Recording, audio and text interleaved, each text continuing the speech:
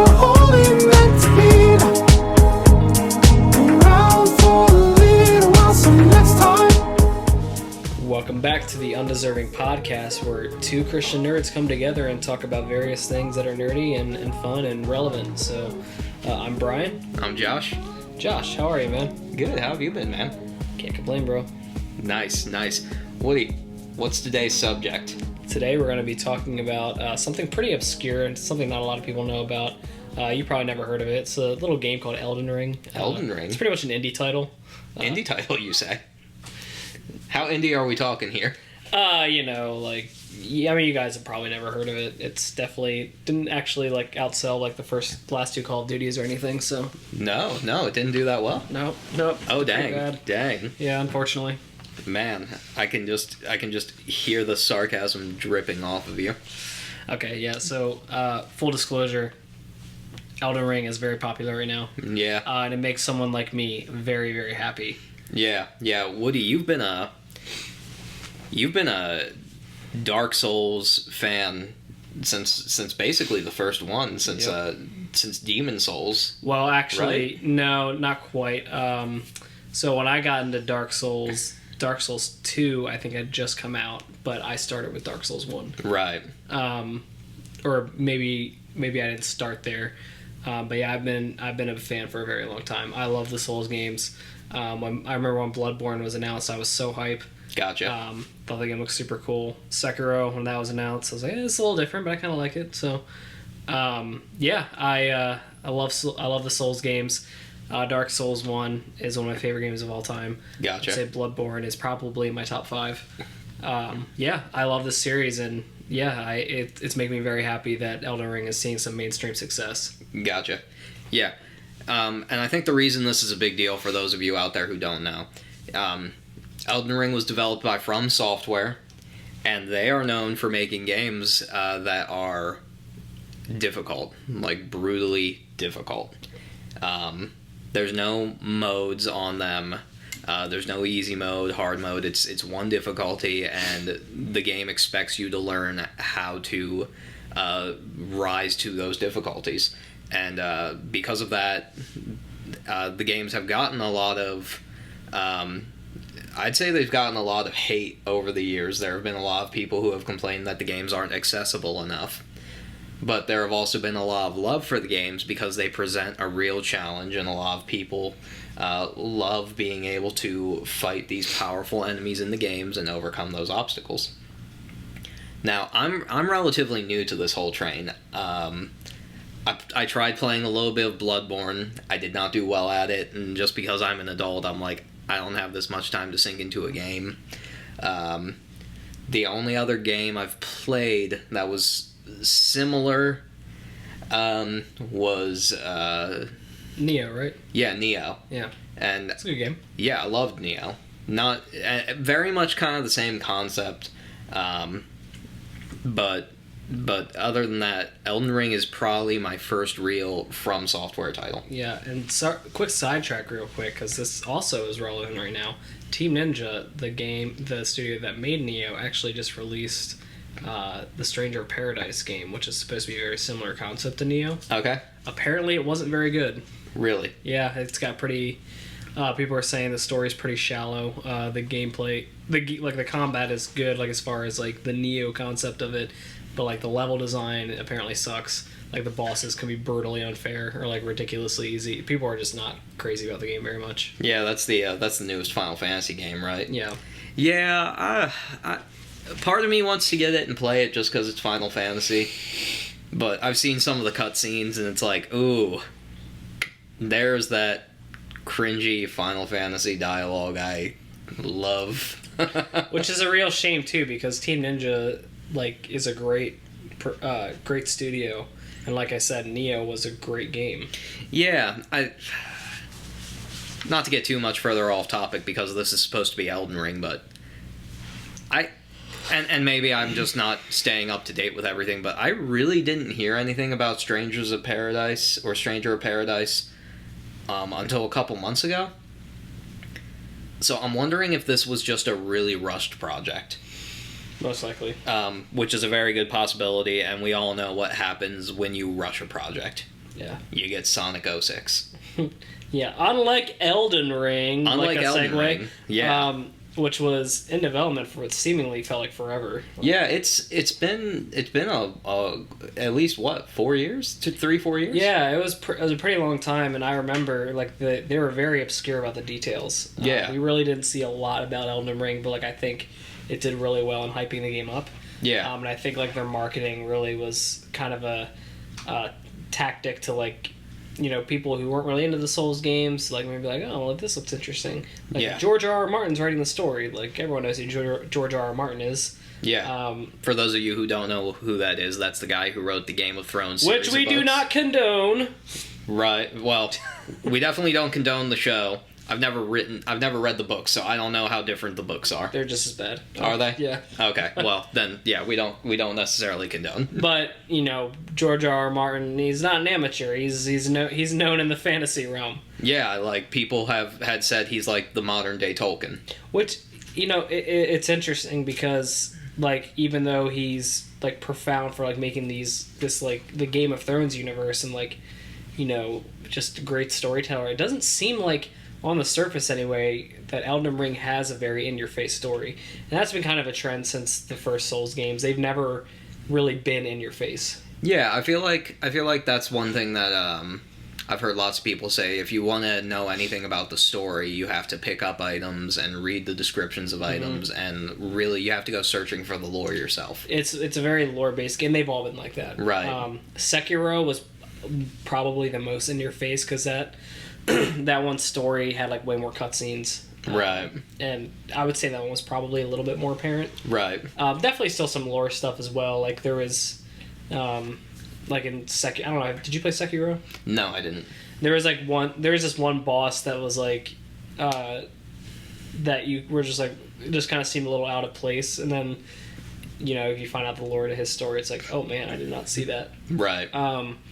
But yeah, so like that's kind of been a trend for all these games. Like they give you like a little bit of clues to what the story generally is about, but they don't tell you that much. Like you have to interact with NPCs, you have to look at item descriptions, and they give you like kind of clues to what the story is all about. Which actually it does make for a fantastic story. Gotcha. The Dark Souls story, like if you watch some of the videos online where people give like, or people tell the story, right, which are really well done videos by the way. Like I think one of the guys' name is like Vat the Dia or something like that. He does a lot of like Legend of Zelda videos too. Does he? I think so, yeah. Gotcha. Well, yeah, he very well made videos, but yeah, you see the story like actually unfold like once people start putting it together. Like, wow, this is a really well written story. Right. Don't know the story that well to Elden Ring yet. I don't really want to know at the moment. Right. I'm waiting until I beat the game. But yeah. Yeah.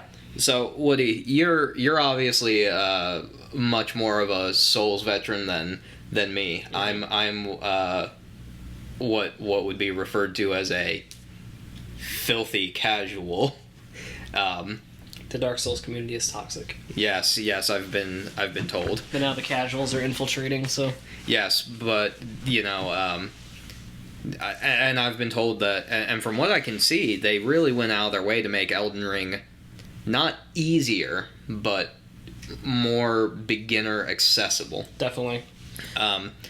But from your perspective, as somebody who's been in the Souls community for a while, what's making Elden Ring such a big deal? Like, why is this so different from all the other Souls games? Yeah, so it's a great question. So, the other, like Dark Souls 1, Bloodborne, all the Dark Souls games, Bloodborne and Demon Souls, and even Sekiro, I would say less Sekiro to some degree, but they're all pretty linear games. Right. Not completely. I would say, like, if I would compare them to anything, they'd be more Metroidvania style. Right. Which, like, it's an open world, but there's linear paths, if that makes sense. Like, the game expects you to go a certain way, and there's optional areas and stuff like that. Like in Dark Souls 1, there were still optional bosses. Like, you didn't have to fight them if you didn't want to, but basically the game puts you on a straight path. And like there were sometimes like some areas you could go to first if you wanted to, but like there was pretty much a set route. Your options were basically limited. They were very limited, yes. Now remember, they could also be misleading too. I remember in Dark Souls 1, like when you first start, the path you're supposed to go isn't very apparent. And I remember one of the first frustrations I had with the game is I tried to go in like this catacomb area, Right. which is like a late game area, but the skeletons wouldn't die. You'd like whittle down their health bar and they'd come back to life. And I realized later on like you had to come back to that area. So, but anyway, so that's just a side note. But yeah, you're supposed to go down like pretty much a set path with some optional stuff. And if you got to a boss that was too hard, it was just like, well, tough. Like you either like persevere or you quit the game. Like that's how Right. it was. I remember like my first roadblock in Dark Souls 1 when I first played the game, back when I was progressing, but like I was still having a very hard time with the game. I got to the boss Ornstein and Smog, which are like usually referred to as some of the toughest boss in any of the Souls games. Right. And that boss literally took me 2 weeks to beat. Yeah. And there was nothing else I could do. I was like, there were no optional areas. I was just kind of stuck on them. But I finally got through them. But in Elden Ring, this game takes a very much like Breath of the Wild approach. Right. Where there is like, there are like main bosses that you have to fight to progress through the story. But you don't have to fight them right away. Right. And you're not expected to. So, like, I remember in this game, I went to the first main boss, and he wiped the floor with me. I did terrible.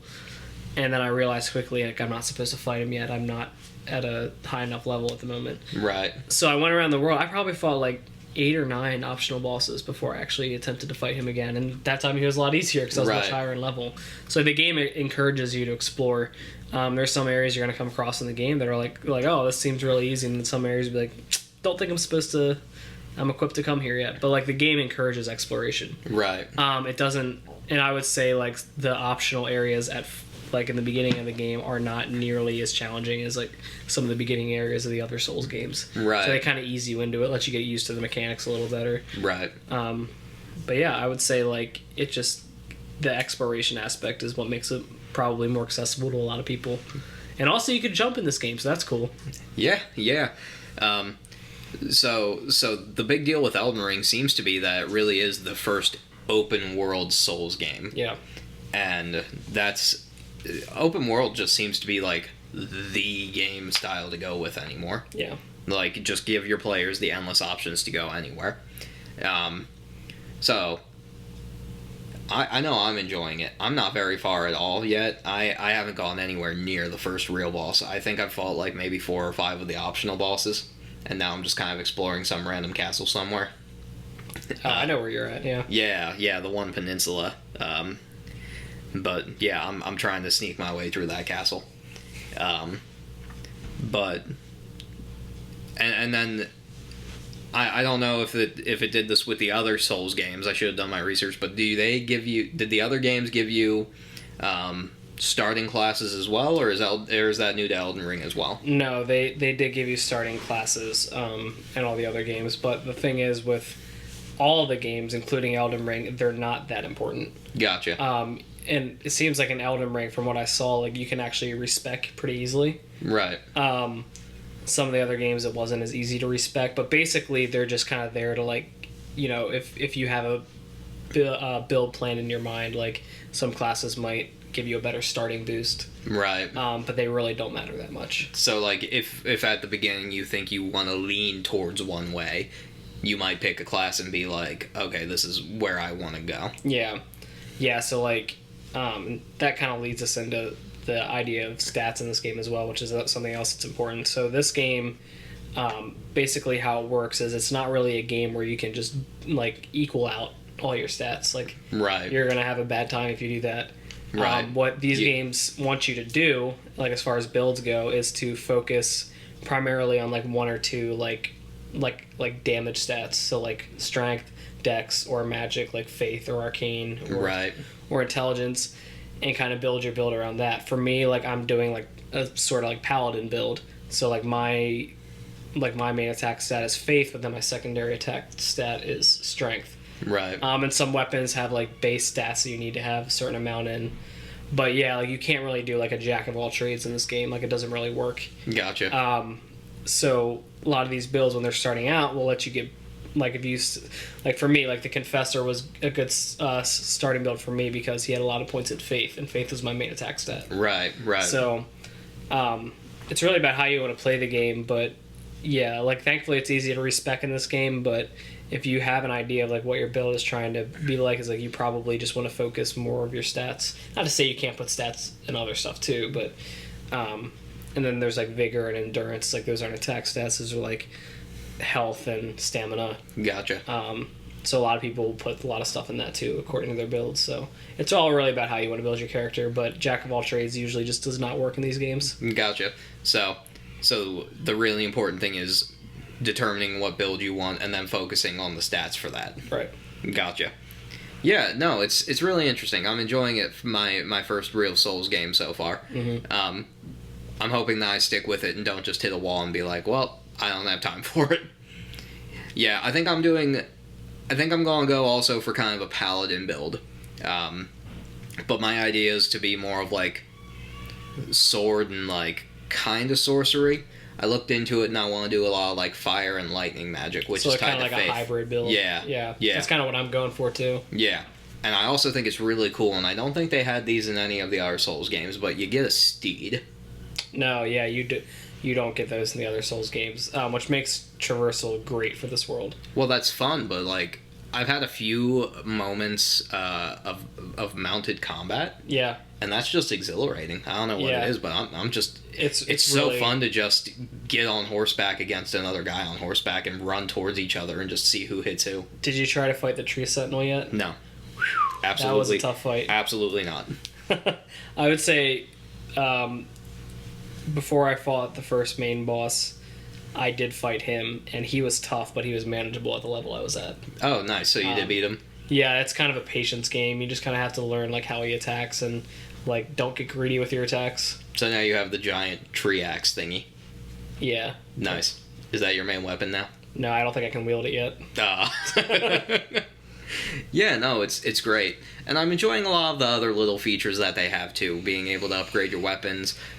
Which is also a staple in the other games. Right. So, yeah. So that's fun. I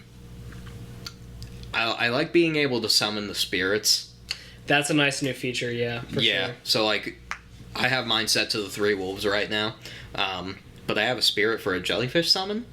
Yeah, he does like poison damage. Which is also kind of cool, so I might switch and try him out sometime. Yeah. I've heard the jellyfish is actually a really popular one. It's actually, some people say it's kind of overpowered, and I'm just like, it's a jellyfish, but okay. Yeah, the thing is too is like there's also like you got to keep in mind with like a lot of bosses is like some have stat resistances. Right. So it's like poison doesn't work for everything. Gotcha. Like, I fought a boss and tried to use him, and he really did nothing against the boss. Yeah. But like then there was the boss that you're actually coming up against soon. He's very weak to poison.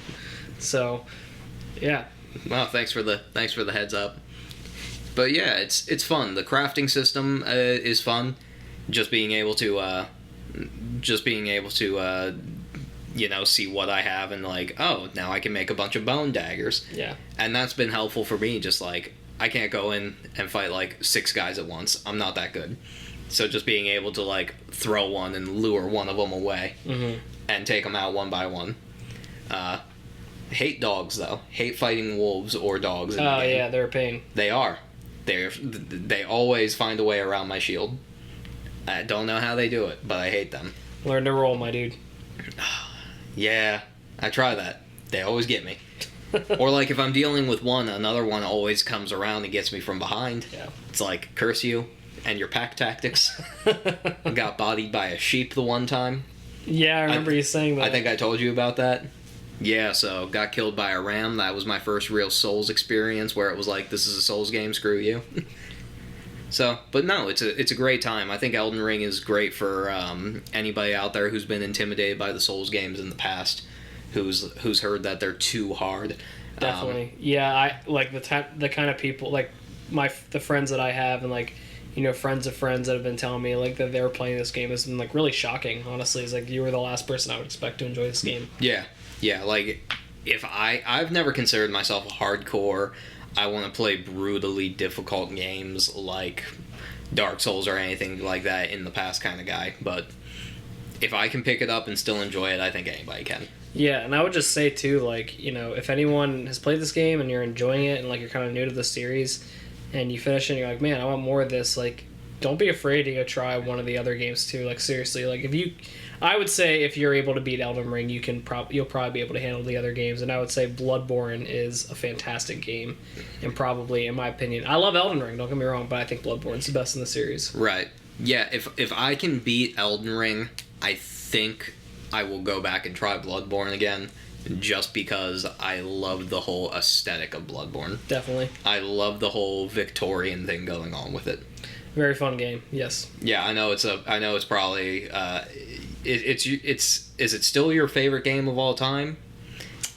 It's up there. It's still up there. Yeah. I know for a while it was your favorite game of all time. That, New Vegas, and probably like Metal Gear Solid 3. Nice. Maybe Final Fantasy 6. Well, Final Fantasy 6 is great. Ooh, there's an episode idea right there. We just need to talk about the Final Fantasy games sometime. Yeah, we can do that. Well, I haven't played all of them, but... the Final Fantasy timeline. There isn't one. The end. Great episode. Well, Wade, do you got anything else you want to say about Elden Ring? No, I think that's it. As far as, like, because I know we have a mostly Christian audience here, if they're concerned about, is it appropriate? Like, should I let my kid play this? I would say, violence-wise, I haven't seen anything that bad yet. I mean, is there blood in it? Yes, yeah. Of course there is. Gore, I don't think so. I mean, I don't see intestines or anything like that. It's like this. It's violent, yes. So,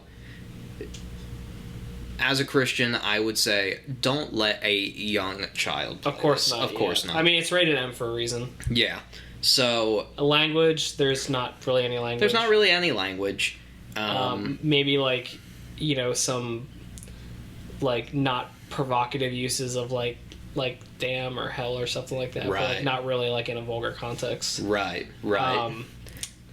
There's not really any female characters dressed in any provocative ways. Not that I've seen. There have been, like, some characters in the Soul series that have been a little scantily clad, but right. Wouldn't say it's definitely not, like, there's no nudity, there's no sex. Right. It's not. It's definitely not a fan service game. No. Drug use, I don't think so. No. Yeah, it's. We'll just say this. Should your little 8-year-old Timmy be playing it? Probably not. No. But is it as bad as, like, GTA? Not even close. Probably wouldn't even say it's as bad as Skyrim. So. Yeah. Look, if my 14-year-old came to me, I don't have a 14-year-old for those of you wondering, but if my theoretical 14-year-old came to me and was like, "Dad, can I play GTA?" I would say absolutely not. If he came to me and said, "Hey, Dad, can I play Elden Ring?" and I looked at it, I would say, "Well, I look at this, and I've let you watch Lord of the Rings. And honestly, this doesn't seem any worse than Lord of the Rings." Yeah. So, my reasoning would be, if I'm gonna let you watch Lord of the Rings, I probably would let you get away with Elden Ring. Yeah. I would say, like, if you're a Christian parent who has the conviction that, like, that, like, magic or, like, fantasy, like, demons are anything wrong, like that, if you have that conviction that magic and all that is just bad, like, it's in this game. Yeah. So I personally do not have it. I think, like, fantasy's fantasy for a reason. Yeah. I don't personally see an issue with it, but if that's your conviction, like, we're not going to tell you you're wrong for withholding that from your children. That's your decision, but Yeah. we're just telling you how we feel about it. So Yeah, so personally, so far, based on what I've played, I'd probably give Elden Ring, like, a solid, like, 10 out of 10. As far as the experience I'm having with it. I'm having a lot of fun with it too, yeah. Yeah, and I would recommend that everybody go pick up a copy and go play it. Yes, absolutely. Cool. Well, that was this episode of Undeserving. If you guys have any questions or you want to contact us, we are undeservingpodcast@gmail.com. We're also on Facebook. Instagram. Yep, we never check it or use it, but we're on it. Maybe if somebody tries to get in contact with us. And that's right. we have a nemesis now. Yes, Mr. Pavlov. Mr. Pavtov, yeah. Pavtov, sorry. Yeah, no, not the psychologist. Should we read that real quick? Oh, no. We have time. Yeah, sure. So, you know how we talked about how, we've invited death threats to our podcast. And one of you decided to take us up on that offer. Yeah, so I don't know who this dastardly villain is. But he goes by the moniker of Mr. Pavtov. Or at least that's what it looks like, because I think this is written in Greek. But it says, "Dear Mr. I'm way better than the rest of the world because I can make podcast episodes once every 3 months." I resent that. This is your arch nemesis, Mr. Pavtov. You may have noticed that I've now changed my font settings. This is because I don't want the police to be able to trace the handwriting back to me. The handwriting that you typed out. Very smart, Mr. Pavtov. They'll never catch on to you. Now that the personal attacks are out of the way, you're probably wondering who I am. I'm a non-denom Baptist Democrat, and I identify as a Christian. The only true version of the Bible is undoubtedly the Hawaiian Pidgin Bible. I've read it. I actually don't have any problems with it. I enjoy it. We enjoy it immensely, don't we? Yes. I'm thinking about making it the official version of the podcast. I hate the way you guys use the KJV instead of the pure, untampered Hawaiian Pidgin Bible and Passion Translation. I don't think... Have we ever actually read just straight out of the KJV? No. I don't think we have. But like I said, Hawaiian Pidgin? Maybe. Passion? Not happening. You flaunt silly statements across the internet thinking you are safe behind your microphone. I am safe behind my microphone. All you do is hurl insults at famous and well-known American Christian heroes like Kenny Copeland, Joel Osteen, and Jesse Duplantis, and talk about how much greater your big brain is, but you've never even said anything in front of a mega church on a Sunday morning. Your brains are actually really small, and it makes me angry. These brave men have been called by the flying spaghetti monster, and all you do is trash talk these great men that have probably never sinned since they were purified as infants. All of that to say, if you don't stop this satanic podcast, it may be your last one. The next podcast had better be an apology to all of those people who you have insulted, and burn whatever knock copies of the Torah you are reading and start reading the Hawaiian Pidgin Bible. P.S. I bet you voted for William Henry Harrison. So, all that just to say. So, Mr. Pavtov, if you want to come on the podcast and duke it up.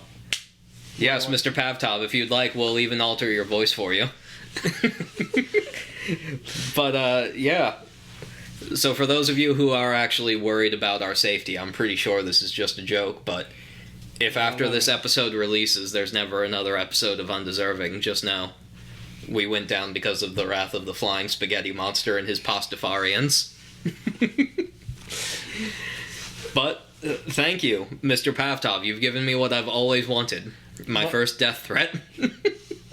By the way, in case any of you are wondering if we just made this up, we didn't. We have an actual email here to prove it. Yes.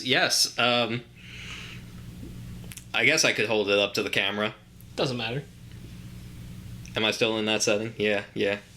So, yeah. Right there. So, yeah, so if any of you would like to also join in on the bandwagon and send us death threats, because we have a satanic podcast, air quotes for those of you who can only listen and read only the Torah. Once again, that's undeservingpodcast@gmail.com. Also on Facebook. And we also do accept constructive criticism. And, if there's any prayer requests, if there's anything you want to share with us going on in your life, those requests would stay completely confidential.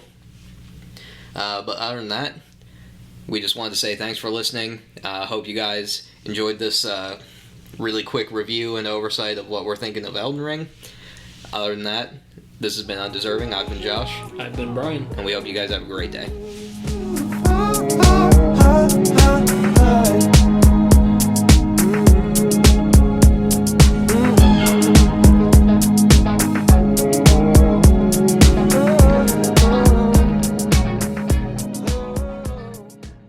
Hey guys, glad you stuck around to see if there was anything worthwhile. We'll try and make it worth your while. Also, if you want to watch any more videos from the Undeserving podcast, you can click right here or just go on our channel.